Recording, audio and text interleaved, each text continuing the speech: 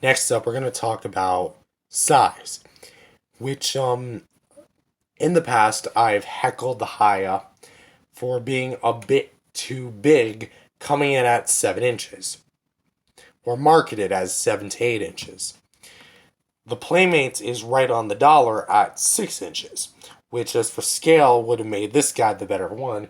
But since this is not a point based thing, I want to express it a bit more. We have seen that, well, okay, my opinion has slightly changed. Do I still think that the HIYA is a bit bigger or a bit too big to really sit in with 6 inch? In my opinion, yes. Because on the shelf, keep in mind, I have all my Monsterverse stuff lined up on the same exact part of my shelf. This HIYA, all the Playmates, NECA, and Monster Art stuff, they all fit in perfectly with each other. Not necessarily to scale, because by that logic, the 2014 figures I own would be shorter, maybe at the 5.5 inch scale, while the others are 6 inch. But it still looks good as far as 6 inch uniform figures, shoulder to shoulder to shoulder go. This HIYA just looks a bit too large, because it is too large, and it's mainly prominent here. Now, am I inherently saying that his size is bad? No. In fact, it actually has some merit. Well, there are other kind of 7 to 8 inch Godzilla figures that would look good, or at least better than the 6 inch figures would look compared to the HIYA. For example, NECA's King Kong. I've already brought that down for the comparison previously, but in my personal opinion, the NECA King Kong it's a tad bit taller than the HIYA Godzilla, but it's just of so to the point where it actually looks good. And the quality is quite even amongst those two. And so honestly, if you want a Godzilla versus King Kong 8 inch scale figure showdown, there you go. It's right there. Another thing I want to also compare it to would actually be the Super 7 figures, the Ultimates. Now, I know that the Ultimates are a bit taller than that of the HIYAs, but they're not that far off. In fact, debatably, you could fudge it so he is a bit taller than he appears, and they're a bit shorter than they appear. Assuming Super 7 Ultimates actually have that sort of posability, which, from what I've heard, no, they do not. So, and also, NECA and Monster Arts have produced somewhat larger of scale figures in their respective lines that are just a bit more on the more massive side. What do I mean by this? The NECA 2003. This is NECA's biggest 6 inch scale Godzilla figure they've ever made. And it's actually a tad bit taller. Well, actually, let's give this figure a fair chance here.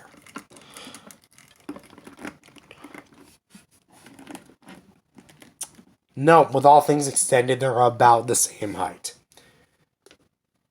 Yeah, they're about even. So, I don't know why NECA decided to make the 2003 Godzilla their biggest. Maybe with all the components it has as far as joints go, there was no way they were going to be able to cut the joints, so they had to size it up in comparison to their other Godzillas. That's just my personal theory.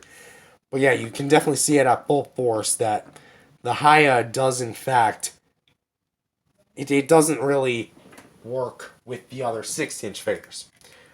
But as far as its own unique scaling, that's where it goes a bit better, because it has other figures from its own line to compare it to, like Mothra, Rodan, Ghidorah. They're all in scale with it and can scale well with it. Kong especially. I don't know what Mechagodzilla is going to look like. HIYA has not released any details. They have released details about 2014 and the female Muta, which are in scale because 2014 is about this tall, so about as tall as a 6 inch, which bringing in the NECA Godzilla 2014, this is what the scale should, at least hypothetically, fundamentally look like. Because as far as the head shape, they're practically even. And as far as proportion, he's much more bigger and girthier than him. But 2014 has the longer tail, which is kind of to be expected given the fact that that's literally what they did for the movie design. So where am I really getting at this here? I feel as if the Playmates can scale well with other 6-inch Godzilla figures, but the HIYA is made for its own line because it's a bit bigger than the 6-inch figures, obviously, as you can see. This is definitive scaling, but it's also a bit too small for something like Super 7, which I discussed could be fudged, but it still wouldn't look of said like fleshed out. It's meant to be in its own line, uniform with its other movie monster counterparts, with the exception of Kong Skull Island, because by that logic, Kong Skull Island figures should only be about this big. Kong, I think, was only like 107 feet. Was he that big? Can't remember. But he was about that size. So, to put this all into perspective, I'm going to go, as far as scaling goes, don't really have much of a complaint. Maybe he's a bit on the more smaller side of a 6-inch figure, even though it seems weird. He's close, so I'm going to have to rate that a 9 out of 10. And this one I'm going to actually rate a... I'm going to say 7.5 because I like that he scales with his own, but next to other Godzilla figures I have, he just doesn't really fit the bill. So, what's next? The accessories, which, again, I've compared the accessories of HIYA and Playmates toys like who knows how many times, so we're going to keep this brief, simple, and short.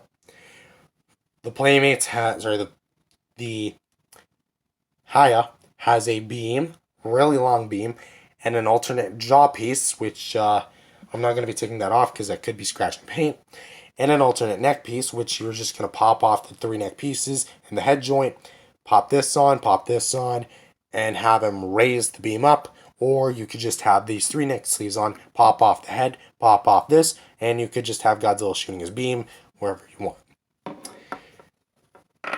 The Playmates has a piece of battle damage, which, yes, does count as an accessory. Watch my previous comparison videos if you really want to know why. But it just goes on like that. And comes with a radio tower, yes.